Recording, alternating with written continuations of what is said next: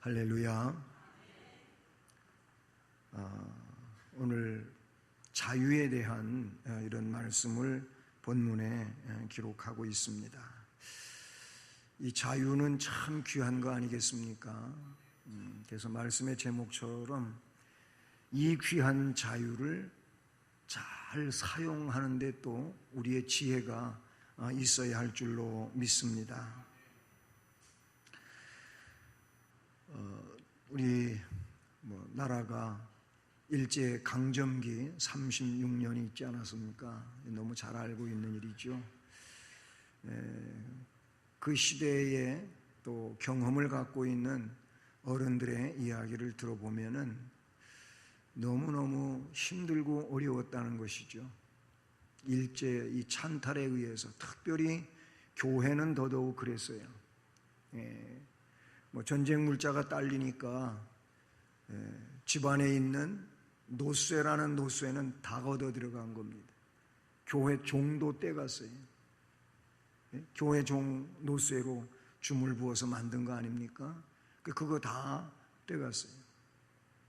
기름이 모자르니까 소나무에서 소홍진, 이 소홍진을 채취해서 그것까지도 다 가져오라고 했다는 사실이죠.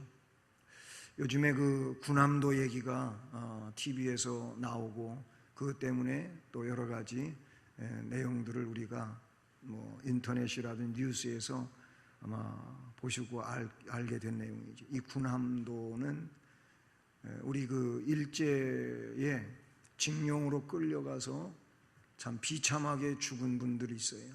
거기엔 물론 역시 이 정신대라고 하는 내용도 함께 하고요. 아픔이죠.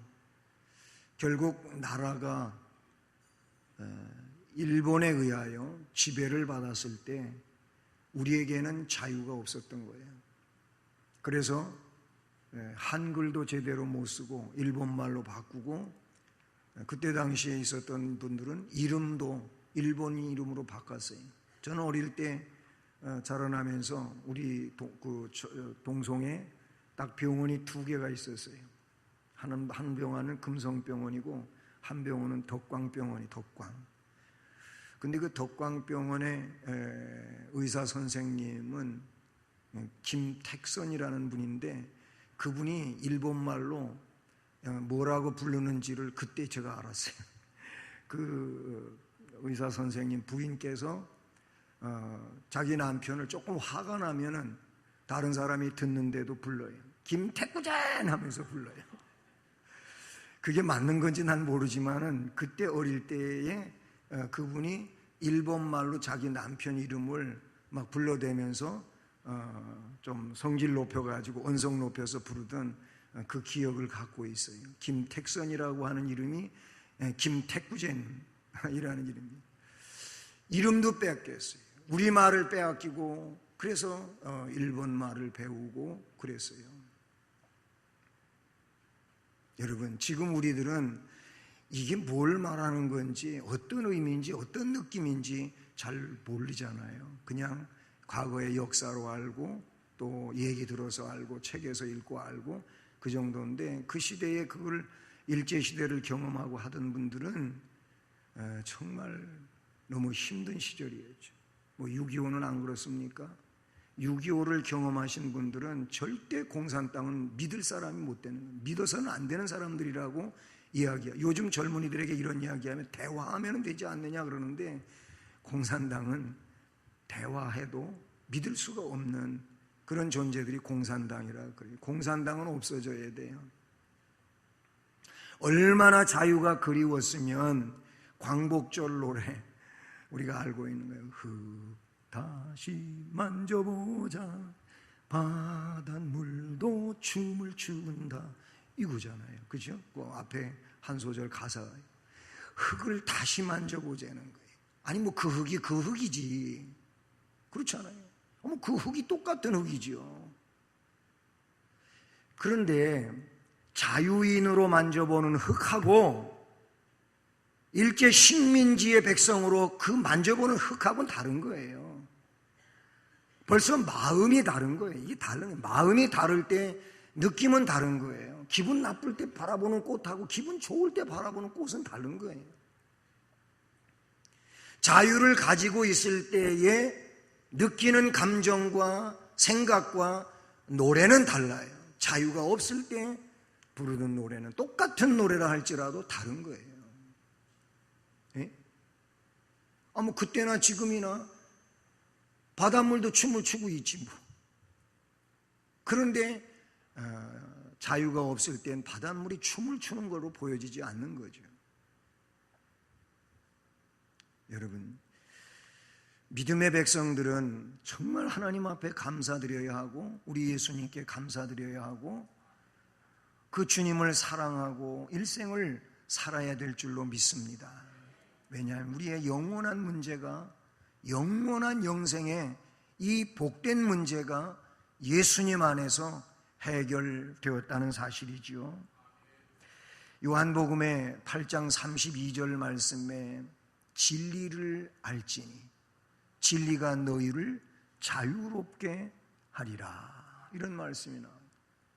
그전 개역성경에서는 진리가 너희를 자유케 하리라 그랬는데 말 굳이 하나 조금 더 붙여가지고 진리가 너희를 자유롭게 하리라 이렇게 바꿔놨어요. 진리를 알지니 진리가 너희를 자유롭게 하리라. 요한복음 8장 32절 말씀에 나오는 말씀인데 그 말씀의 문단으로 쭉 내려가면서 36절 말씀에는 그 자유가 어디에서부터 온 것이냐고 그 출처를 밝혀주고 있는데 아들은 누구예요? 예수 그리스도예요. 아들이 너희를 자유롭게 하면 너희가 참으로 자유로우리라.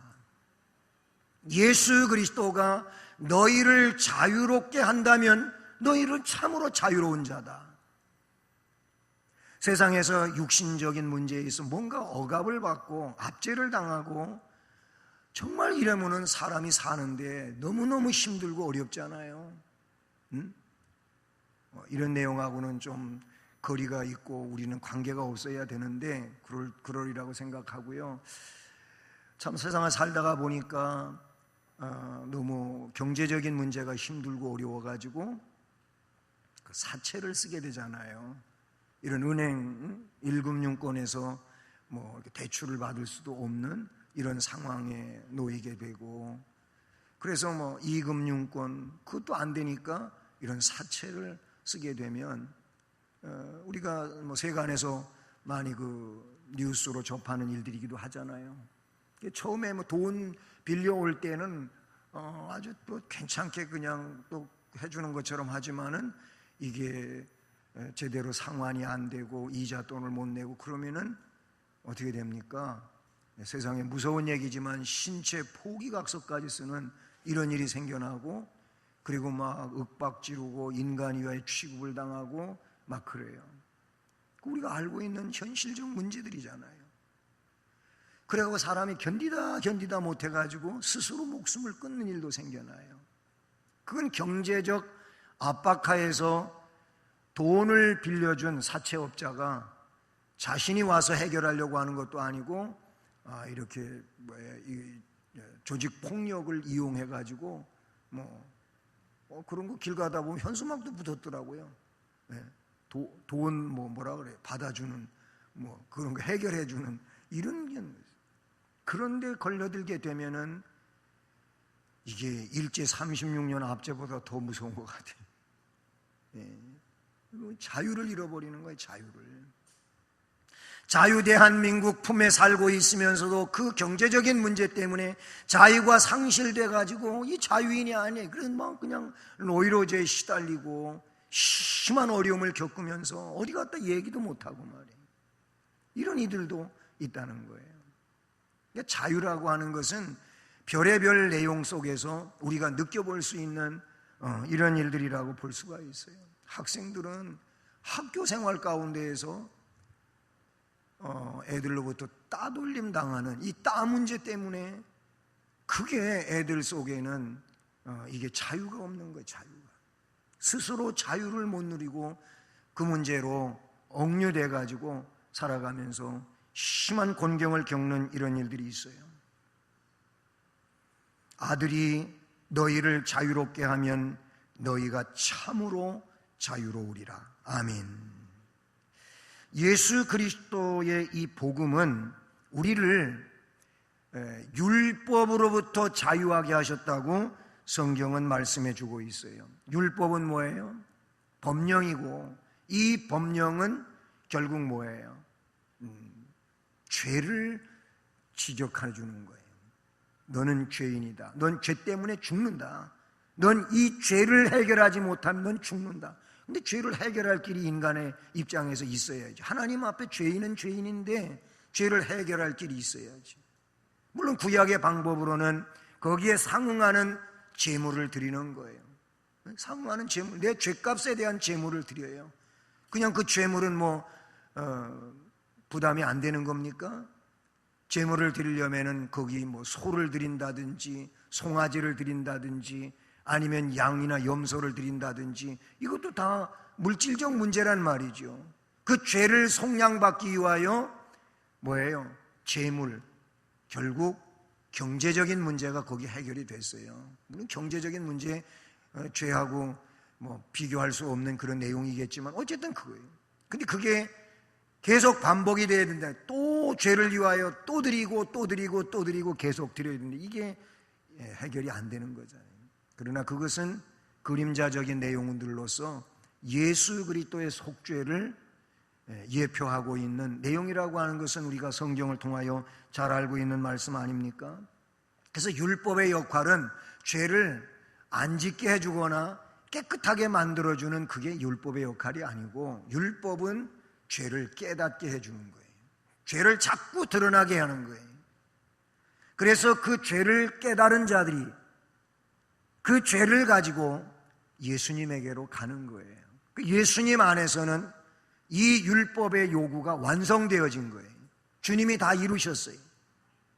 주님이 자신이 무죄한 의인으로서, 죄 없으신 분으로서 죄인들을 위하여 목숨을 내놓았기 때문에 예수님 안에서 율법의 요구는 완성이 되어졌다. 성경이 그걸 우리에게 말씀을 해주고 있는 것이죠. 그래서 예수를 믿는 거예요. 그 말씀을 요한복음 8장 36절에서는 아들이 너희를 자유롭게 하면 너희가 참으로 자유로우리라, 이렇게 말씀해 주고 있는 줄로 믿습니다. 예수 믿으시지요? 예수 믿으시지요? 그 예수님이 믿는 우리를 자유하게 해주신 줄로 믿습니다. 그러니 우리는 그 말씀처럼 따라서 하겠습니다. 우리는 예수 안에서 참으로 자유로운 자다. 아멘.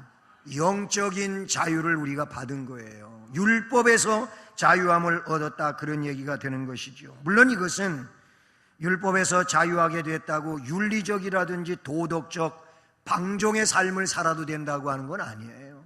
그러니까 이 자유를 받았으므로 오늘 말씀은 이 자유를 어떻게 하라고요? 오늘 말씀 제목처럼 잘 사용하라. 자유를 잘 사용해야 되는 거예요. 이 자유를 잘 사용해야 된다, 그런 얘기인 것이죠. 그래서 바울 사도는 진정한 자유는 사랑의 종노릇 하는 데 있음을 역설해 주고, 그것도 이웃을 위한 봉사의 자유를 선용하는 것을 이 말씀에 강조하고 있다는 사실이죠. 그래서 먼저 생각해 보는 것은 우리가 예수 그리스도의 은혜 안에서 자유를 허락받았으니 이 자유를 어디에다가 먼저 써느냐? 오늘 말씀대로 하면은 따라서 합니다. 하나님께 종노릇하라. 아멘. 하나님의 종이에요. 하나님의 종. 예, 목사님만 여러분들이 기도할 때 주의 종 이렇게 하기도 하고, 하나님의 종 아니면 말씀의 종이라는 표현을 쓰면 저만 종이 아니고, 예? 우리 모두는 주님의 종들이라, 그런 얘기예요. 하나님의 종이에요. 그러니까 우리에게 이 귀한 자유를 주셨는데, 예? 이 자유를 하나님께 순종하라는 거예요. 순종. 하나님께 순종. 여러분, 하나님의 뜻에 복종을 하고 살아가는 것, 이 자체가 행복이에요. 이게 행복이에요. 왜 그러냐면 종은 딱 두 가지로 나뉘어져요. 따라서 합니다. 하나님의 종이 아니면 마귀의 종이다. 별 수 없어요. 난 다른 종이다. 이거 말이 안 되는 거예요. 네? 하나님의 종이 아니면 사탄의 종이에요. 이 두 가지로 성경은 갈라놓고 있어요. 우리는 하나님의 종으로 하나님의 뜻에 순종이나 아니면 복종하며 사는 것만큼 복이 되는 게 없다, 그런 얘기예요. 왜 그래요? 하나님의 종으로 사니까 하나님의 복을 받는 거예요. 그러나 하나님의 종이 아닌 무슨 종이라고요? 마귀 아니면 사탄의 종이니까 이것은 어둠의 내용이고 그리고 멸망의 내용이 되기 때문에 불행하게 된다, 그런 얘기죠. 그러니 이런 의미에서 보게 되면 하나님의 종으로 사는 일만큼 은혜가 없다는 사실이죠. 달리는 기차는 요새는 자기 부상 열차도 생겨나고 합니다만은 어쨌든 그 달리는 기차는 어디에 있어야 되는 거예요? 선로 위에 있어야 되는 거예요. 예? 레일 위에 있어야 된다, 그런 얘기예요. 여기서 탈선이 되면 갈 수도 없고 큰 사고가 발생되는 거예요. 예? 열차는 선로에 있어야 돼요. 물고기는 물속에 있어야 돼요. 사람은 하나님 품에 있어야 돼요. 하나님 은혜 아래 있어야 되는 줄로 믿습니다. 하나님의 법도를 어기고 인간의 뜻대로 살려고 할 때 성경을 보면 비극과 불행이 온 거예요. 하와가 그랬고 아담이 시작을 한 거예요. 가인도 그랬어요. 하나님의 뜻하고는 멀어요. 성경에 보면 그래서 하나님한테 도전하는 거예요. 도전해. 하나님한테 따지고 들어요. 이게 뭐예요? 하나님께 순종을 안 하는 거예요. 순종이라고 하는 건 뭐냐면 뭔 지시가 있으면 어떻게 해요? 예, 알았습니다. 그렇게 하겠습니다 하고 기쁨으로 대답하고 그 일을 하는 게 순종이에요. 복종은 조금 달라요. 좀 기분은 안 좋은데 그래도 그렇게 하는 게 복종이에요. 여기에는 거역하면 안 돼. 하나님께 거역이라고 하는 건 있으면 안 되는 거예요. 그거는 이미 거역 자체가 마귀요, 사탄이에요. 성경이 그걸 우리에게 증명해 주고 있지 않습니까? 그래서 비극과 불행이 오게 된 겁니다. 인류 사회에 빚어지는 모든 비극의 원인, 모든 인간의 뜻대로 살려고 하는 이 방종한 삶에서부터 기인이 된다라는 거예요. 창세기 11장에 보면은 노아 홍수 이후에 또 하나님의 진노하시는 역사가 나오는데 사람들이 흩어지지 말고 그냥 바벨 탑을 쌓아가지고 높은 탑을 쌓아가지고 그래서 이걸 근거로 해가지고 살자. 하나님은 아담에게 축복의 말씀을 주실 때 뭐라 그랬어요? 생육하고 번성하라. 그 다음에 땅에 충만하라 그랬어요. 근데 이 바벨탑을 쌓았던 사람들은 그게 다른 거예요. 인간 집단을 만드는 거예요. 그래가지고 하나님이 그때 사람들에게 허락한 일이 뭡니까? 언어 혼잡이에요. 언어 혼잡. 이 내용을 가지고 그 이전 상황에서는 언어가 통일되어 있었다고 봐요. 거기서부터 이렇게 알타이어도 생겨나고 중국말도 생겨나고 세계의 언어가 생겨났다고 봐요. 그래서 영어를 배워야 되고 독일어를 배워야 되고 무슨 그리스어를 배워야 되고 외국어를 배워야 되는 거예요. 외국어를 잘하시는 분들은 아무 문제가 없겠지만 이게 얼마나 힘든 일이에요. 언어 소통이 안 되면. 바벨은 혼잡인데 언어 혼잡을 거기에 이야기해 주고 있어요. 그때 결국 하나님의 뜻을 거부하는 일로 생겨난 일이 되는 것이죠. 그래서 언어의 자유가 없어진 거예요. 여기서 언어의 자유는 통일성이 없어졌다, 이런 의미로 우리가 볼 수 있는 것이죠. 하나님의 뜻을 어기고 죄의 종으로서 살게 되면은 비극이 초래된다라는 것입니다. 하나님의 종이 아닌 자들은 끊임없는 불행, 비극을 자꾸자꾸 만들어갈 수밖에 없어요. 누가복음의 15장의 내용 가운데서 세 가지 비유가 나오죠. 잃은 양, 잃은 드라크마, 그리고 마지막 한 가지는 잃은 아들, 둘째 아들, 탕자죠. 탕자 비유를 보면은요, 얼마라고는 나오지 않지만은 그 아버지의 재산 앞으로 두 아들에게 나누어 줄 건데, 유업으로 나누어 줄 건데 어마어마한 것이라고 봐요. 근데 이거를 미리 요청을 했어요. 그래서 또 그렇게 해줬어요. 하도 그렇게 해달라고 하니까. 그래, 그걸 가지고 머나먼 외국 땅에 가가지고 친구도 만나고, 여자도 만나고, 그리고 마실 거 마시고 별별 향락을 누리며 살아요. 그렇게 살기 시작하면은 오래 못 가요. 그때는 또 친구도 많아요. 막 그냥 사주고 같이 즐기고 노니까. 그런데 얼마 못 가요. 거지가 되고 말았어요. 다 떨어졌어요. 돈도 떨어지고 옷도 떨어지고 신발도 떨어지고 다 떨어졌어요. 그래서 돼지 신세가 돼요. 돼지를 그렇게 기르고 남의 밑에서요. 돼지가 먹는 쥐엄, 이스라엘에 가보니까 쥐엄 열매라고 나무를 가르쳐 주는데, 그게 그래서 저게 쥐엄 열매구나 그랬는 봤는데요. 그 쥐엄 열매가 돼지 사료 중에 하나인데 그걸 먹고 맨날 눈물 흘리고 말이에요. 아버지 집 생각하니까 진짜 내 꼴이 이게 뭐냐 이거예요. 방종의 삶을 살고 다 잃어버렸어요. 다 잃어버렸어요.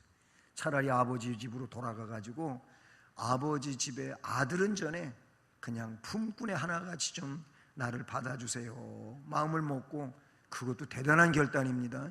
그리고 돌아갔어요. 이게 회개예요. 이게 회개예요. 근데 아버지는 이제나 저제나 내 아들 언제 돌아올까 늘 기다리고 있는 거예요. 거리가 아직 멀어요. 아들이 오는데 아버지는 벌써 알아봤어요.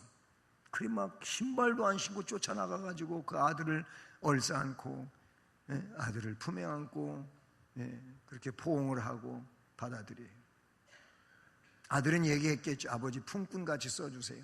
야, 이게 무슨 말이야, 넌 잃었다가 찾은 내 아들이야 하면서 그를 목욕을 시키고 최고 좋은 새 옷을 갖다 입히고 손에 가락지, 신분 회복에 가락지를 끼워주고 발에 새 신을 신겨주고, 그리고 뭐해요? 제일로 살진 송아지를 잡아가지고 잔치를 열어서 잔치를. 그게 거기 나오는 말씀이에요. 여러분, 그 말씀에 보니까 자유를 자유답게 사용했으면 얼마나 복된 삶을 이어가며 살았겠어요. 그런데 이걸 몰랐어요. 그냥 자기 혼자 가서 아무렇게나 사는 게 자유인 줄로 알았어요. 잃어버렸어요. 돼지가 됐다 그런 얘기예요. 비극적인 인생이 됐다 그런 얘기인 것이죠. 평안 행복 가질 줄 알았지요. 잠시뿐이었어요. 다 잃어버렸어요. 여러분, 인간이 자기의 뜻을 꺾고 하나님께 복종을 할 때, 순종을 할 때 가장 자유롭고 위대한 행복한 삶을 살아가게 되는 줄로 믿습니다. 그래서 뭐 해야 되냐? 하나님께 순종해야 됩니다. 하나님께 순종해야 해요. 그 다음에 얘기는 그 순종의 이제 구체적 삶을 이야기하고 있는데 뭐라고 말씀해 주시냐면, 따라서 하면 이웃을 사랑으로 섬겨라. 아멘. 이웃은 주변을 말하는 거예요. 내가 아닌 내 옆에 다른 생명들을 말하는 거예요. 지체들을 말하는 거예요. 이 지체들을 어떻게 하라고요? 사랑으로 섬기라는 거예요. 사랑으로 섬기라. 내 마음에 드는 사람만 그러는 게 아니고 모든 사람을 사랑으로 섬겨라, 이렇게 말씀해 주고 있죠. 그걸 뭐라고 표현했습니까? 오직 사랑으로 서로 종노릇 하라. 아멘. 형제들아, 너희가 자유를 위하여 부르심을 입었으니 그러나 그 자유를 육체의 기회를 삼지 말고 오직 사랑으로 서로 종노릇 하라. 육체의 기회를 위해서 그 자유를 쓰지 말고 그 자유를 뭐 하는 데 쓰라고? 서로 종노릇, 사람을 섬기는 데다가 이걸 쓰라는 거예요. 이걸 쓰라고 했어요. 그러면서 그 14절 15절에 보면 어떻게 말씀을 이어가고 있습니까? 만일 서로 물고 먹으면 피차 멸망할까 조심하라. 이런 말씀을 결론으로 맺고 있어요. 서로 종노릇 해야 되는데 그렇게 안 하고 서로 물고 먹으면 이게 뭐예요? 서로 다투고 싸우고 그러면 함께 망한다. 함께 망한다. 서로 종노릇 해야지 자유가 자유로운 것이지, 내 자유를 지켜보겠다고 다른 사람에 대하여 함부로 하면은 이게 물고 먹는 거예요. 그러면은 악순환은 계속 이어지는 거예요. 이 고리는 언제든지 끊어져야 되는 얘기지. 그렇잖아요. 애들도 그러더라고요. 옆에서 가만히 싸운 애들, 처음 싸움할 때부터 시작할 때부터 보세요. 맨 첫 번에 뭘로 시작하는지 아세요? 네? 놀이하다가 기분이 안 좋은 거예요. 네? 뭐 좀 반칙을 했다든지 아니면 좀 심하게 했다든지 여기서부터 시작이, 아무것도 안 해 사실은. 근데 거기서 시작이 돼가지고 그 다음에 뭘로 이어지냐면 나쁜 말로 이어지죠. 말도 펀치가 점점 세집니다. 그 말도 그렇게. 그리고 조금 더 진행이 되면 그 다음에 이제 주먹이 나가고 발길질이 나가고 그래요. 그러면 있잖아요, 한 대 맞으면은, 한 대 때리면 저쪽에서는 2대, 3대가 날라오고, 그러면 또 그냥 1, 2, 3, 4 그냥 난리가 나는 거지. 여자아이들 어릴 때 싸우는 거 보니까는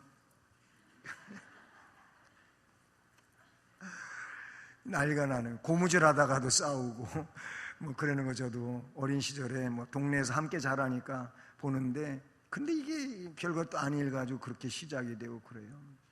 서로 섬기면 문제는 없는데, 그래 내가 잘못했어 이러면 이제 괜찮은데, 그러지 않으면 결국 서로에게 있는 자유가 자유롭지 못해지는 거예요. 자유롭지 못해져. 사랑으로 서로 섬기라고 말씀을 해주고 있어요. 알버트 슈바이처, 유명한 분 아니겠습니까? 이분은 뭐 의사이기도 하고 신학자이기도 하고 또 자선사업가이기도 하고, 그리고 아주 문학에 대해서도 대가이고 그런 분인데, 이 알버트 슈바이처는 인생의 참 행복이 다른 사람의 행복을 위해 사는 데 있다. 그분은 그랬어요. 그래서 그는 선교사로서 그 아프리카 오지에서 그 삶을 살게 돼요. 정말 행복한 걸 이분은 안 거예요. 다른 사람 행복을 위해서 사는데 인생에 진정한 행복이 있다는 거예요. 다른 사람의 행복을 위해 살아보지 못하는 사람은 늘 불만이 되는 거예요.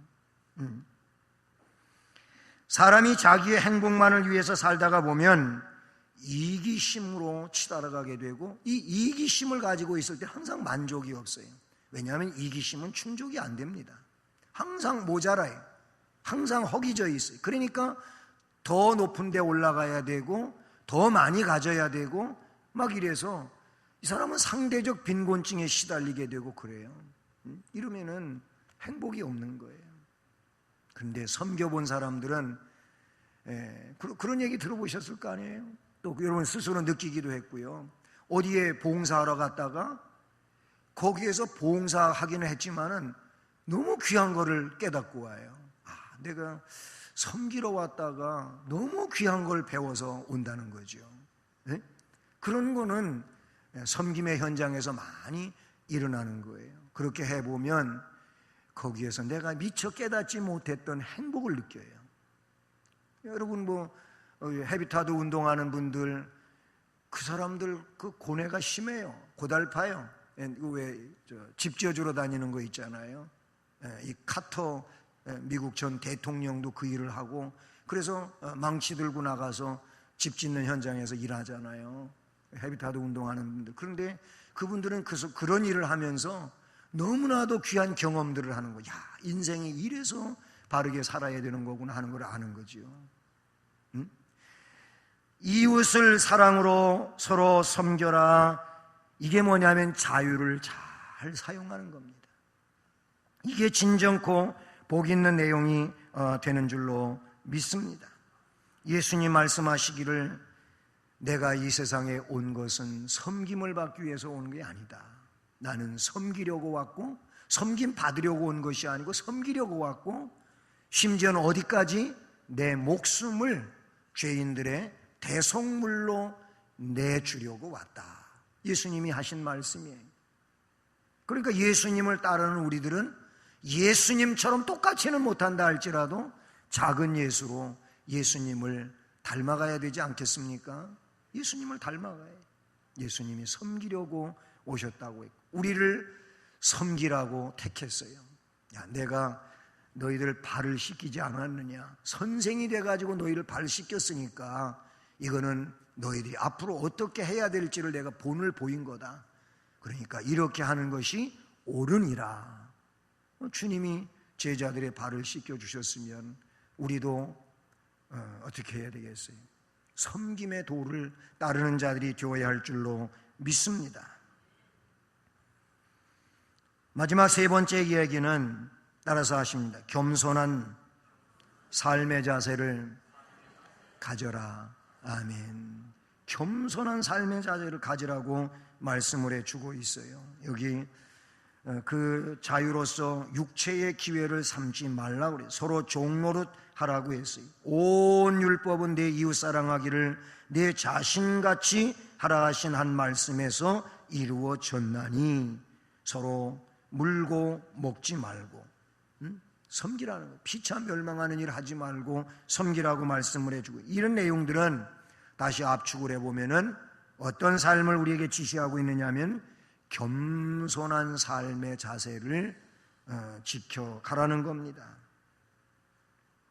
종은 자기가 잘났다고 우쭐거리거나 교만하지를 않습니다.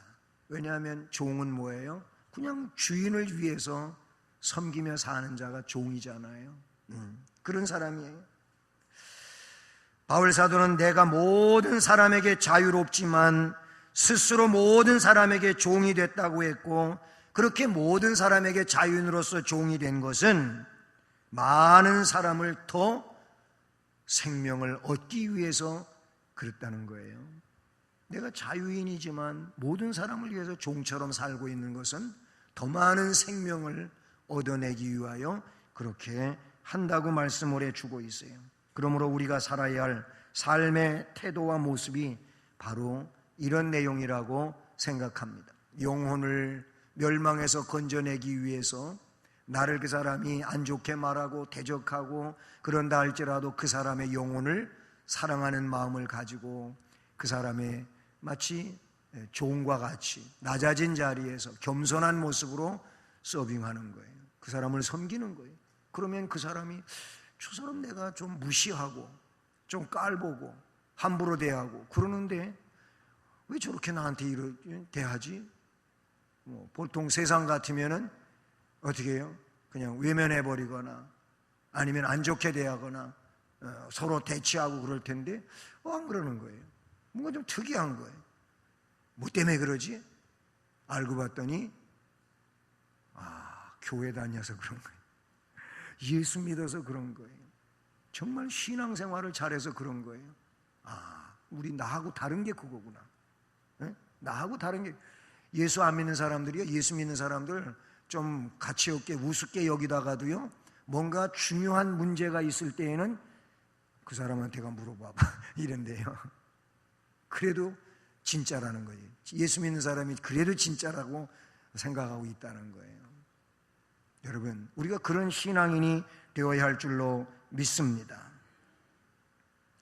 우리가 주님의 일을 할 때 주께서 우리를 택하여 주신 이 은혜와 사랑을 기억하고 오늘 바울을 통해서 우리에게 주신 말씀처럼 이 자유를 고귀하게 생각할 수 있기를 바랍니다.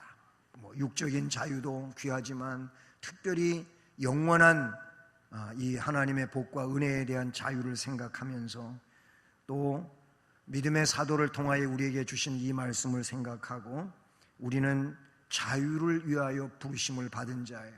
하지만 그 자유를 육체의 기회로 쓰지 말라는 거예요. 오히려 그것을 서로 종로로 타면서 쓰라는 거예요. 그리고 하나님을 섬기는 데 쓰고 이웃을 섬기는 데 쓰고 겸손한 모습으로 이 자유의 삶을 살게 되면 이 사람들이 곧 하나님의 은혜 안에 있는 것이고 복이 되는 것이고 영원한 축복을 누릴 수 있는 심령이 될 줄로 믿습니다.